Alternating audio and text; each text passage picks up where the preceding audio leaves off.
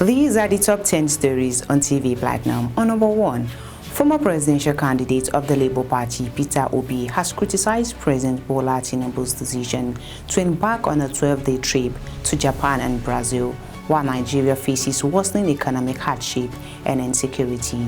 In a post via his X handle on Thursday, Obi said Tinubu's frequent foreign trips shows neglect of the nation's crisis and urged him to prioritize visiting troubled states. President Bola Tinubu departed Abuja today en route to Japan via Dubai, with no return date given. Obi questioned the trip's timing, noting Tinubu's recent Brazil visit and a week in St. Lucia before the BRICS summit. Obi argued the Japan conference could be wrapped up in fewer days, saying long foreign trips offer little or no benefit to Nigerians. He urged Tinubu to tackle local crises and to adopt stricter work and travel schedules befitting a troubled nation. On number 2, the Defense Headquarters has denied claims that notorious bandit Bello Turji has surrendered. Speaking to journalists on Thursday in Abuja, Director of Defense Media Operations Major General Marcos Kange said Turji is still at large.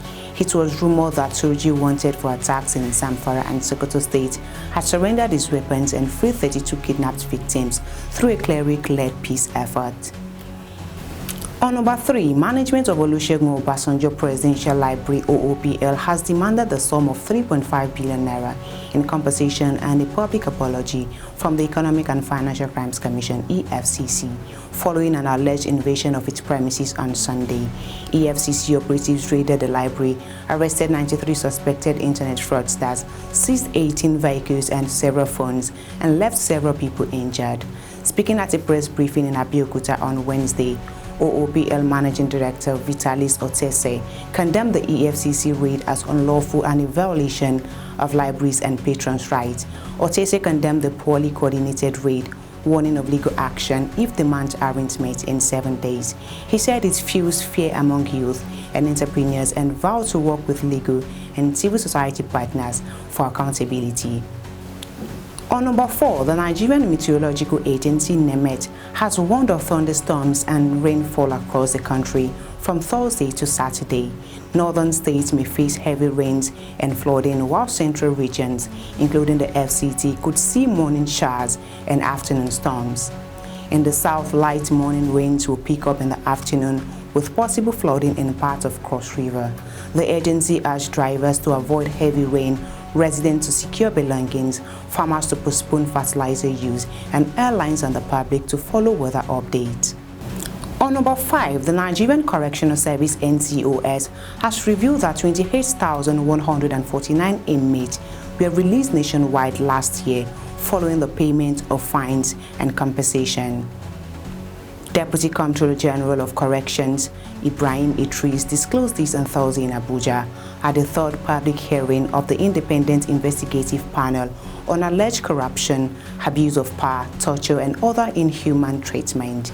Idris highlighted those charitable payments helped decongest prisons and praised those who support inmates with fines, compensation, and repatriation. He added that fewer inmates improve rehabilitation, noting that imprisonment itself serves as punishment. Assistant Comptroller General Cyrus Lekatel said unpaid fines can be converted to jail terms and highlighted a proposed victim compensation fund, allowing victims to be paid while inmates contribute through work. On number 6, the federal government has approved the establishment of 9 new private universities across Nigeria.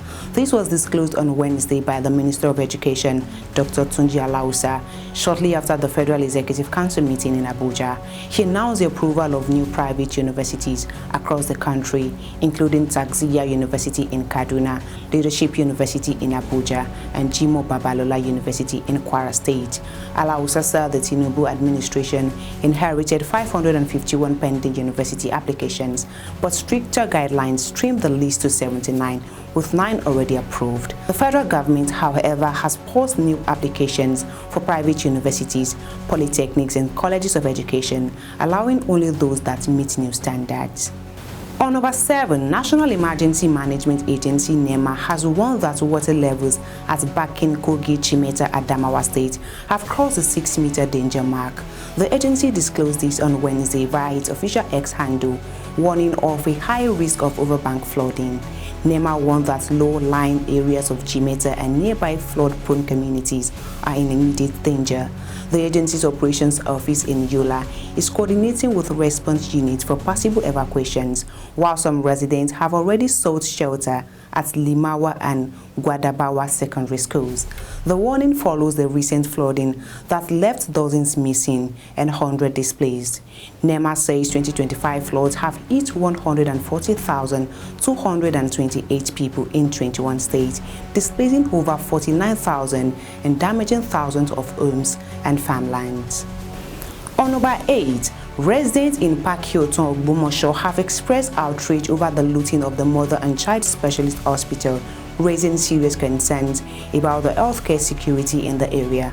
Oni Pakioton of Pakioton, Oba James Oyetunji Ojo, condemned the attack as economic subversion against community development. He said vandals stole electrical installations, noting similar damage occurred before commissioning.